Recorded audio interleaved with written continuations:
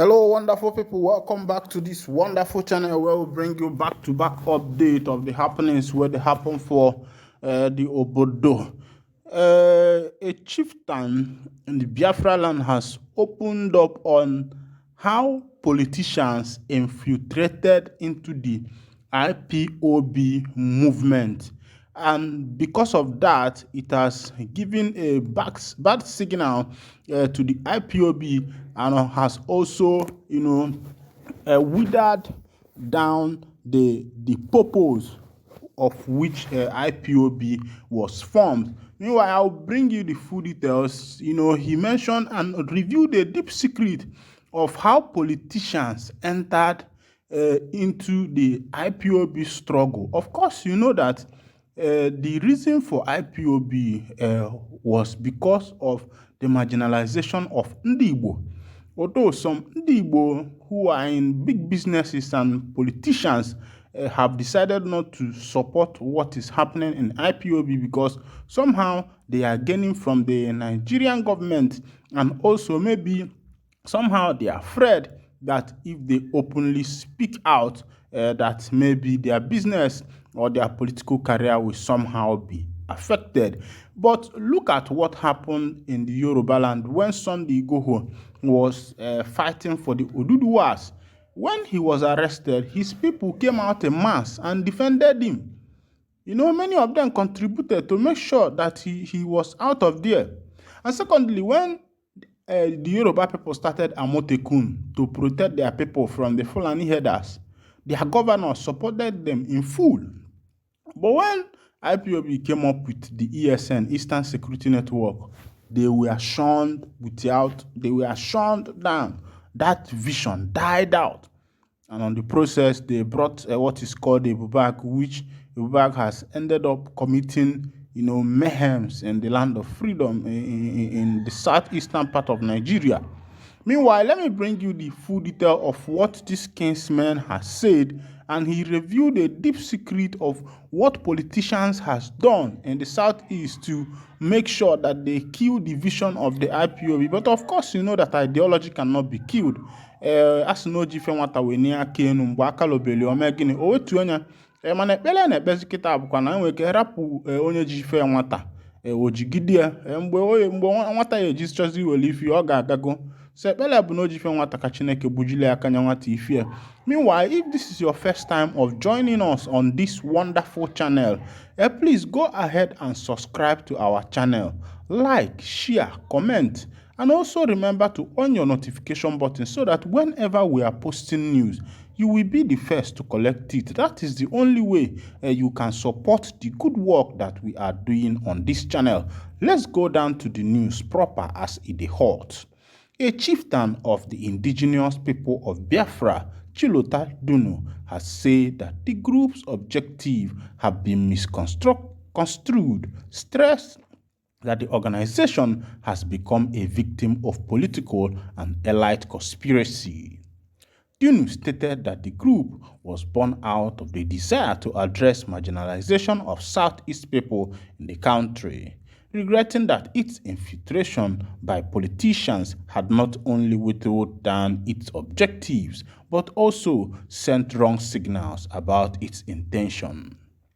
He noted that the group is not a terrorist organization and has no business bearing dangerous weapons to achieve its objectives. The IPOB chieftain stressed that all the group wanted was to bring to the fore deprivation, injustice, imbalance, and unfairness in the way leaders have administered the country against Igbos, which is an important segment of the country. He said, instead of finding a way to address issues of our struggle, members of the group are being branded terrorists, posing danger to survival of the country. All I can tell you is that there is nothing wrong with people making agitation over one form of injustice or the other.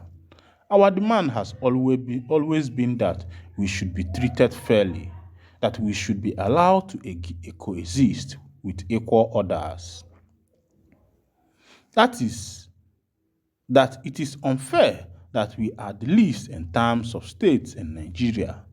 that successive administrations have continued to make appointments without regard to the federal character, that allocation of projects are not even, and that we also have rights to aspire to the highest office in the land, among others.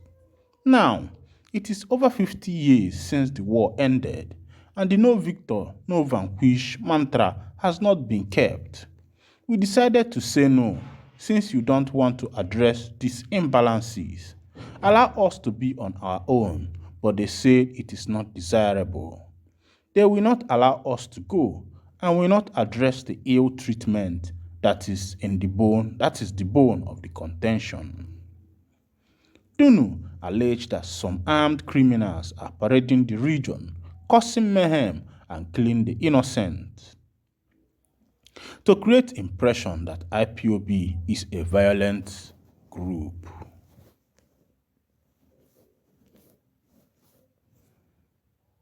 I can tell you, IPOB is not a violent organization.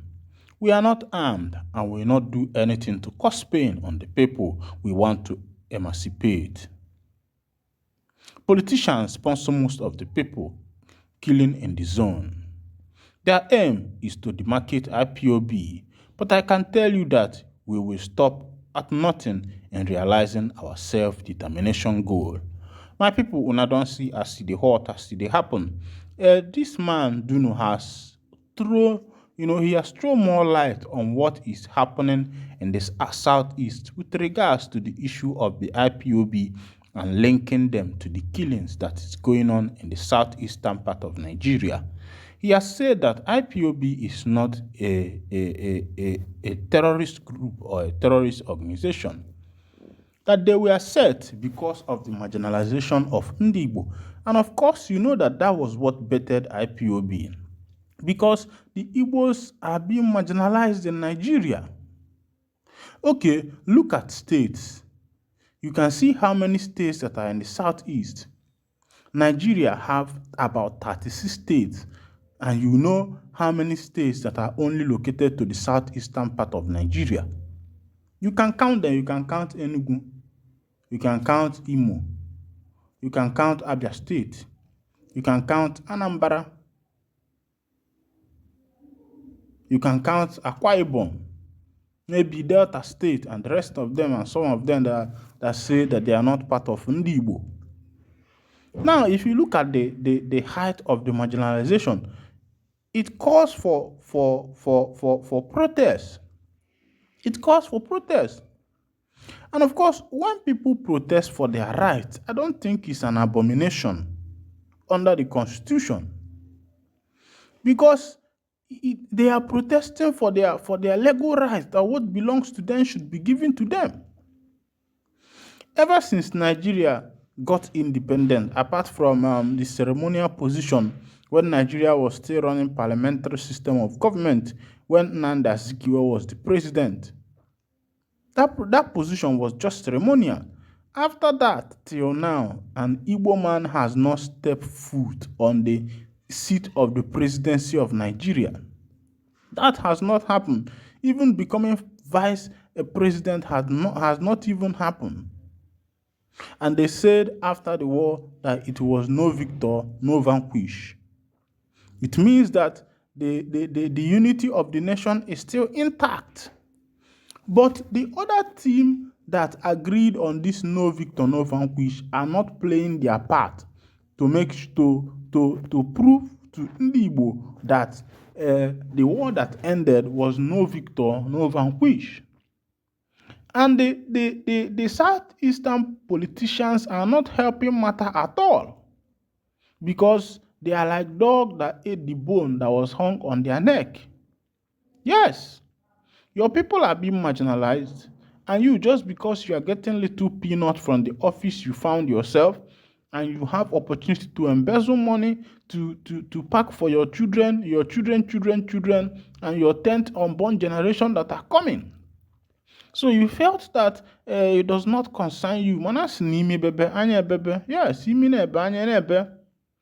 Look at what is happening in the southeastern part of Nigeria. Look at what is happening in Imo State and the rest of them, where politicians has infiltrated the vision of the indigenous people of Biafra, the vision of the IPOB, and they have made the case to become worse. They have painted the IPOB red. They have made them to look as if they are a terrorist organization. They have made them look as if they are killers because of just personal gain, just for personal aggrandizement.